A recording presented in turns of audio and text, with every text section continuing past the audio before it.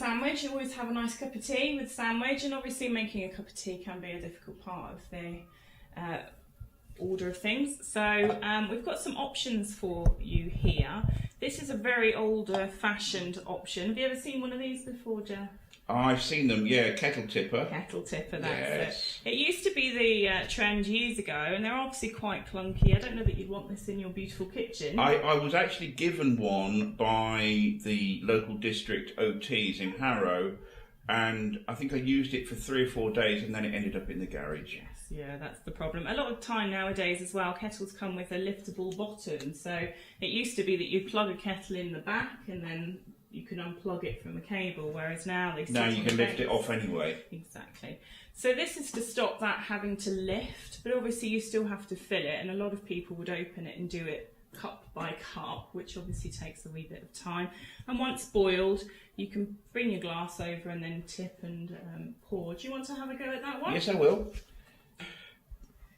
It's aiming. Beautiful aim there. That's your cup of tea. Lovely.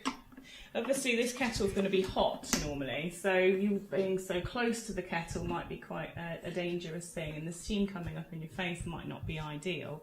Another option that people use a lot nowadays is quite a simple, and again we've been talking a lot about things that are not necessarily disability based products. No, that looks like a travel kettle. It is a travel kettle, so something you might take to the caravan for a weekend. It's much lighter, so something like this would be difficult to pick up, but if you fill this just to 1 cup, you can pick that up much more easily and pour it out. Do you want to have a go at the travel kettle and see what you think? Yes, let's see.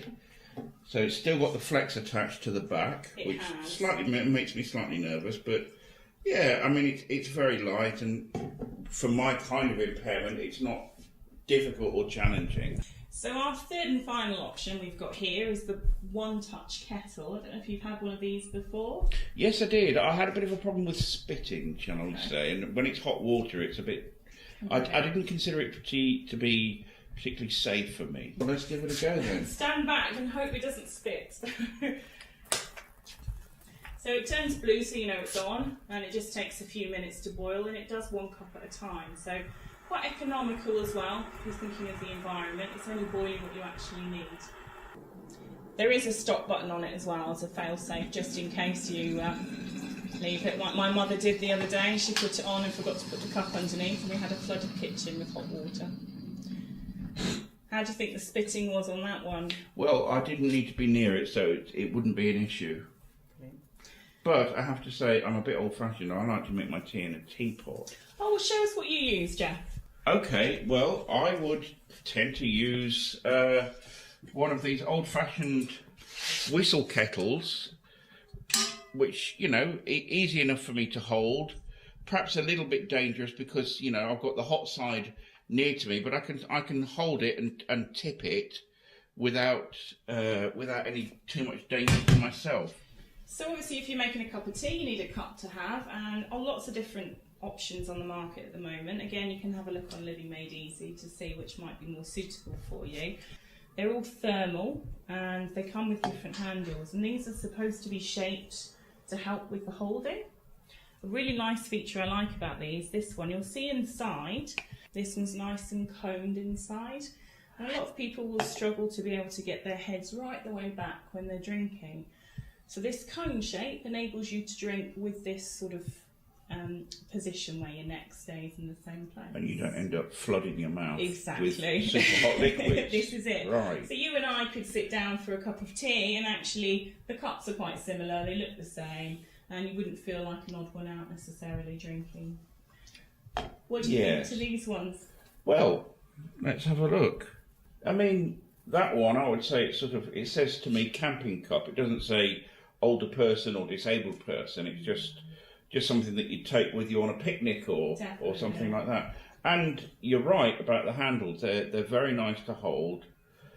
Yeah, I could deal with that one. This one, because you've got 2 handles and I don't need 2 handles, this is straying into the sort of assistive technology realm, but there are people who are going to need this, and good that the manufacturers thought about the the flooding issue at the end and made it cone shaped. Oh, Can wow. these go in the dishwasher as well? Yeah, they're dishwasher safe.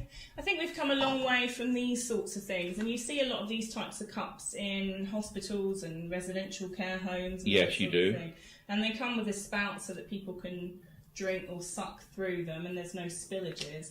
And you can get them with different types of lids. So this one is supposed to make it look a little bit less disabled, where you pop the lid in and it's got small holes around the outside, so you can drink but without tipping it. And oh, I see. Yes, so yes. it's quite a nice design feature, but again, looks quite plastic, and unfortunately, I mean, I think there is a sort of, and it's something that you can't get away from. There is a sort of an acceptance factor among older and disabled people. I remember my mum, for example, when she had her first hearing aid, she didn't want anybody to know that she got a hearing aid.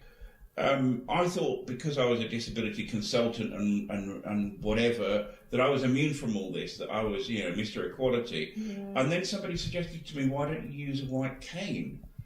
And I said, certainly not. And then I surprised myself with the vehemence of my reaction. Why shouldn't I use a white cane if I'm vision impaired? But I think, people with progressive conditions or people who are getting a bit older and their hands are not as strong as they were, you are going to have to go to a cup like this. So it's finding something that you like and that is acceptable aesthetically as well as, ergonomically. Definitely.